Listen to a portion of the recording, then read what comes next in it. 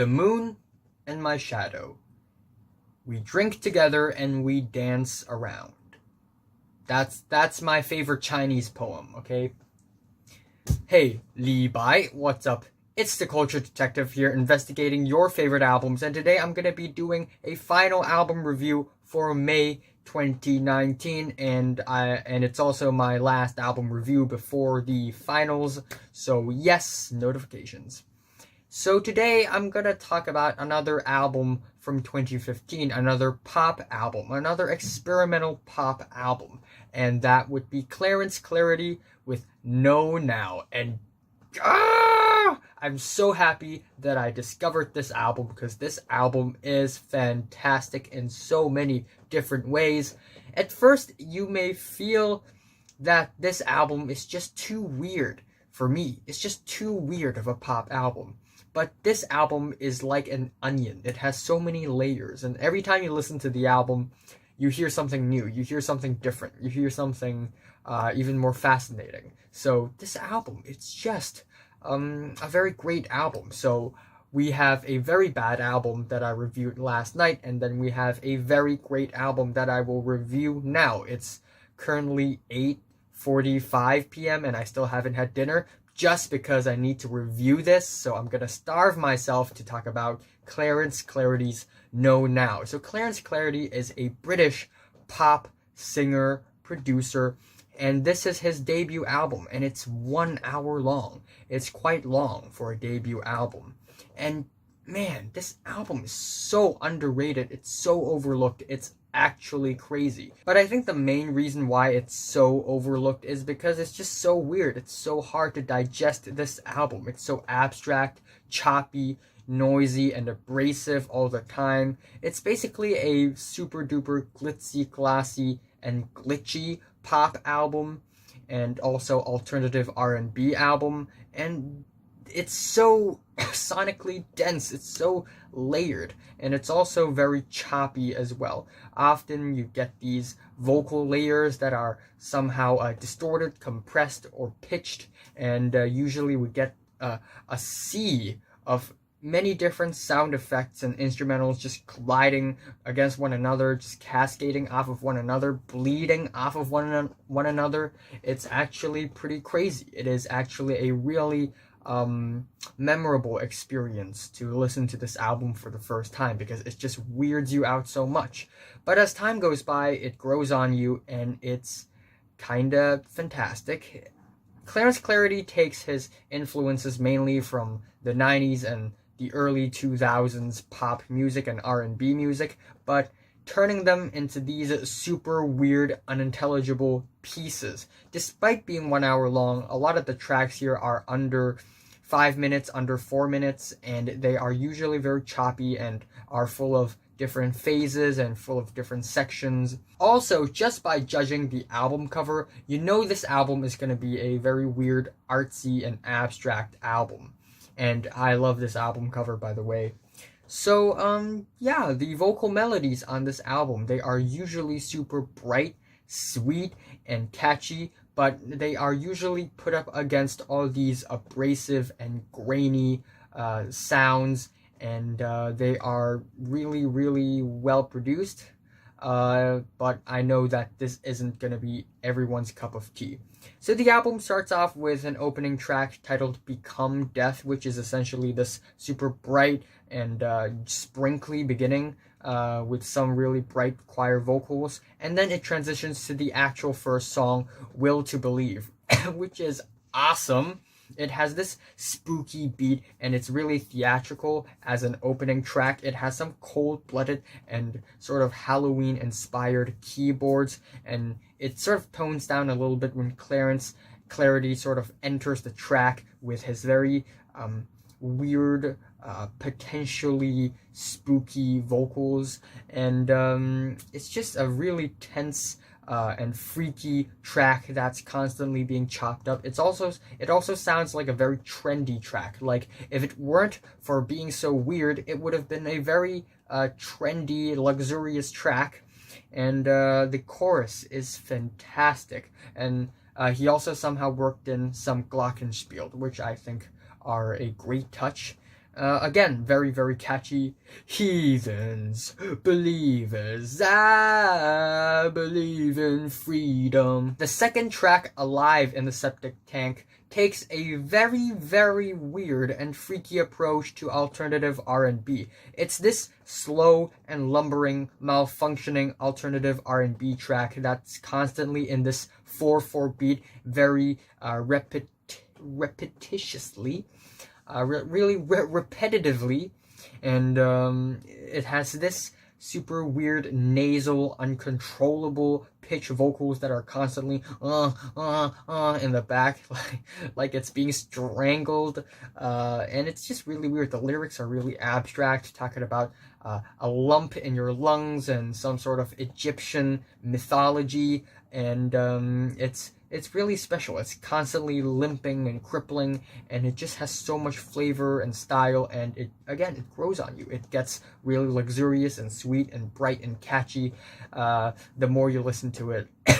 The third track is Bucktoothed Particle Smashers, and I absolutely adore this track. It's a very beautiful, gorgeous, sappy, but also painful and agonizing, straight up pop song that's an instant hit. It's super catchy. The instrumentals are actually really raw and crunchy on this track, which I love, and and for multiple occasions the song just melts into this super spacey, lonesome, and downtrodden instrumentals where you constantly hear these feminine whispers from the left and right channels just fading in and out, and it just gives you the creeps. It's like the song is wrapping the listener around and putting it and locking it in a very weird, entrancing space where we can't comprehend everything we see or hear or sense. And the chorus is just absolutely sad because it's essentially about love. It's about sex, and it's just so sad. Life without sex is a life without sin. We're just bucktooth players playing ourselves out. And this track also features a female artist, apparently, I think, at least. But the vocals sound very feminine, so I guess it's female, but I'm not sure. So it's Kill J. I've never heard of Kill J, and at the very end, Kill J just pops up and delivers this verse that's just super high pitched. It actually makes the track way more flavorful, and it gives the track way more personality, and I just love it. And then we get Hit Factory of Sadness, which is a pretty short interlude full of choppy, glitchy sound effects, and it's basically a sound collage track, and it just slowly gets into this ultra realistic super speed, sort of constantly warping wormhole that's very glitzy and flashy, and and then we have Off My Grid, which is this super fuzzy, obscured, chopped up, and abstract ballad that takes multiple listens to enjoy. You get a beat underneath the track that's just constantly knocking, and you also get some vocals that are just oscillating and vibrating all the time. It's just really weird, and the instrumentals are extra choppy and grainy and static over here. Especially there are multiple occasions on the track where it just breaks into this grainy, static, ambient sound, but still overall it's a really nice and beautifully weird ballad. And then we have the track Those Who Can't Cheat, which is one of my favorite pop songs of the decade, period. It's so good. It's so good. It's actually crazy. I kept on listening to the track. I can't stop listening to the track because it's just so addictive. The track is so addictive. It's crazy.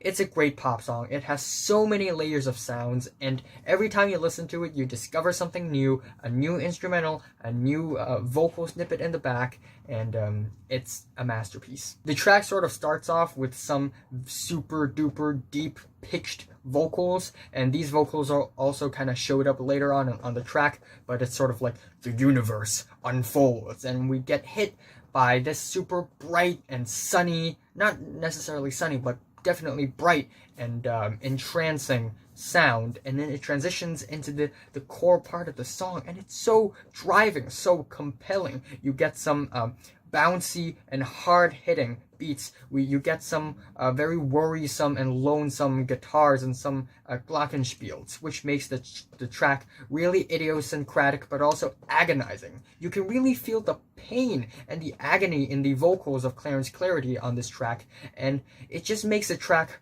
super ambivalent, as it just it's very danceable but also kind of sinister and spooky at times. And the drum sequence is just really crunchy, like a machine. It's really amazing. You also get some warped and compressed arpeggios layered across the track, and then at the very end, at the last leg, it has another bright explosion, and then it transitions into these deep-pitched vocals that are almost spoken word. It's in between spoken word and hip-hop, almost, and it just makes the track super bouncy and smooth, and it's like everything is happening around me. It's crazy. And after that, we have the track Let's Shoot Up, which has some constantly descending xylophones, or was it glockenspiel? I don't know.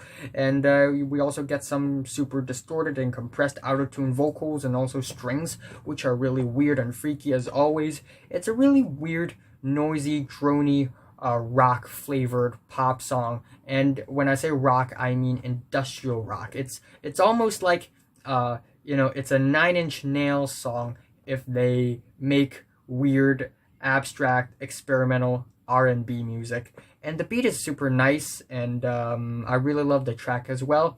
Even though it's not one of the brighter tracks, and it's not one of the more attractive tracks here, and even though it's a little noisy and abrasive at times, I still enjoy quite a bit of it. And the next track is Bloodbarf, which is a very clear and straightforward, sensual, but also painful ballad. Incredibly painful. The vocals are actually really nice here, and the guitars and the drums, they are they are produced in a way, it sounds like it's raining. It sounds like we're in this cloudy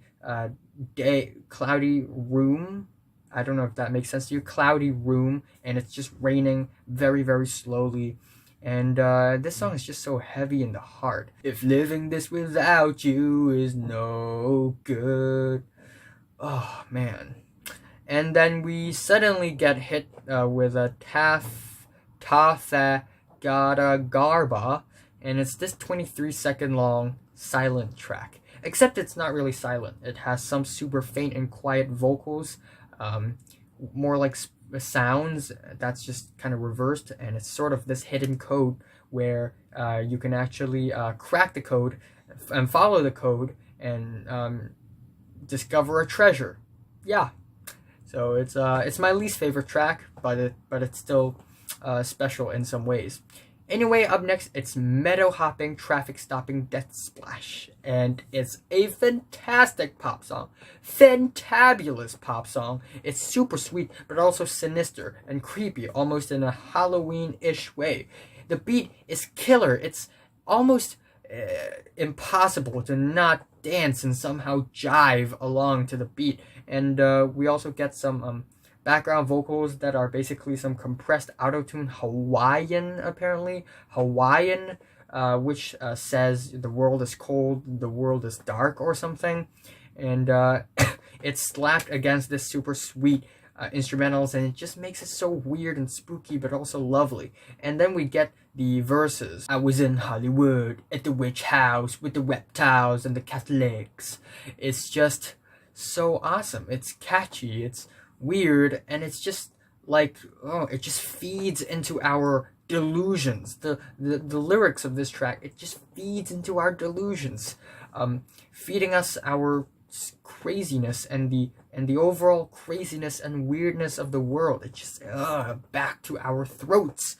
And the instrumentals are really sweet and beefy and bassy. I love it. And there are also multiple chipmunk vocals layered on the track, which can be obnoxious to some people, but I absolutely love it. I think it makes the track even more appealing and bright. And what did I say here? The chorus is absolutely summery and exotic, and I love it.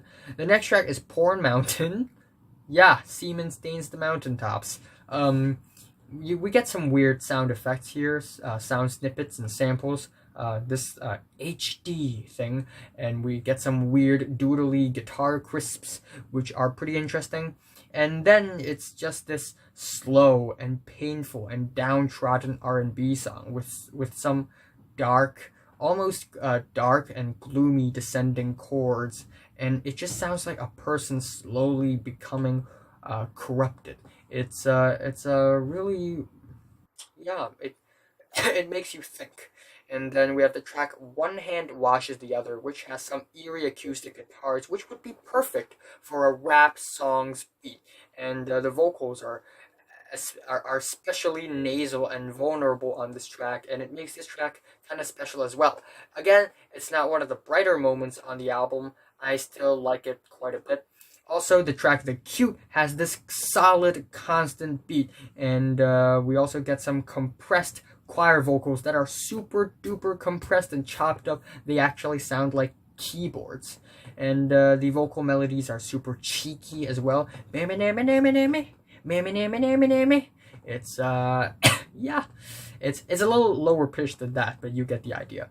And then we have the track 1-800 Worship. It's like a phone number. At the beginning, it's this crazy, wild, constantly blinking and rapidly warping sound collage thing, but then it transitions into another really heartfelt and nice the late 90s, early 2000s inspired alternative R&B track with some very dense guitar layers and actually horns on this track. I heard some horns here. I'm not sure, but they're probably horns. And the vocals, they are pitched and they're also constantly vibrating and oscillating, making this another really catchy and sweet, but also weird and eccentric track. And the gospel truth is almost just as catchy and just as eccentric and beautiful, except it's a little more dry, a little more raw, making it a little more weird and yeah, spacey. You know what I mean.